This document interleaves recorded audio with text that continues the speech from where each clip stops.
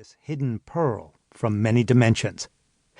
With great pride, I invite you to enjoy with me this collection of poignant essays and vignettes. Irma Bronson. Introduction. I am your parent, child, spouse, sibling, or friend. I am gone, forever gone. I am not coming back. I will always know that you loved me. You will always know that I loved you. Someone you love very dearly has died, and the pain, sadness, and confusion seem too great for any words to mean anything. Even life itself can feel hollow and meaningless, yet at the same time, life continues. This is a book about the newness of life and the inherent changes that we must learn to live with. That newness is a gift from our past loved ones. Death always seems to happen too soon, be it the robust man struck down in the prime of life, or the ailing patient who could have held on just a bit longer. Creature death makes its rude arrival at a moment, a year, a lifetime before we expect it. My dad's unexpected death left me longing for a companion to help me come to terms with the many complex issues of dealing with the death of someone who was never ever supposed to die. Shortly after his death, I found myself displaying unusual outward strength, while an internal loneliness began erupting uncomfortably inside of me. Where was that magic companion? No matter how many people loved or hugged me, I was incredibly isolated. 3 things kept me going during this period. One was my young wife at the time, who was as overwhelmed with this as I was. Next was an inherent sense of duty to make my father proud. The other was the grandchildren he will never know. I promised myself that they would know him.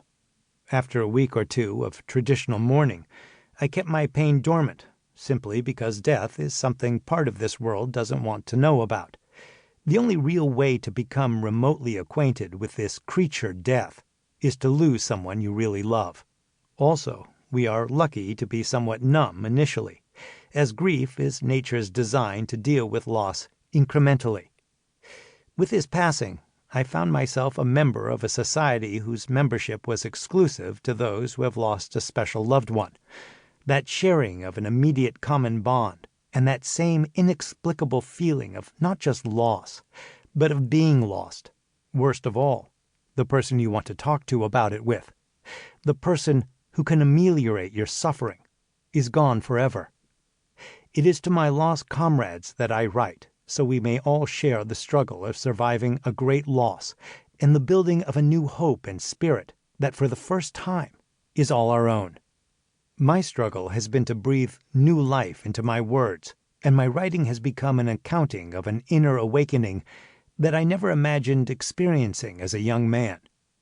Death does more than hurt for a little while, so I set out to learn how to live with it.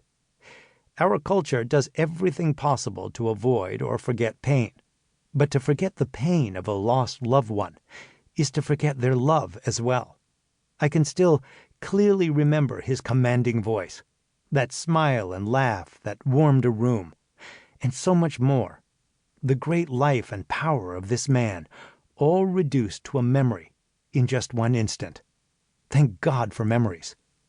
These are what I share in the hope they will help you keep your memories strong as you nurture your new life and explore the long road of saying goodbye to that special person who touched your life. Though your struggle is personal only to you, there are millions of people struggling with issues they must face about a lost loved one, and the issues must be faced. Through these writings, you may find that you are not alone and that you can put your life in solid order as you discover that the special warmth and wisdom of your loved one gets stronger with time. Come share my tears, my anger, and my laughter. You'll learn that you can feel better, resolve the struggles, and feel good about developing a whole new life. Find companionship in these writings and make them your own. And in time, your new inner strength will be your best companion. Yes, these are words, and in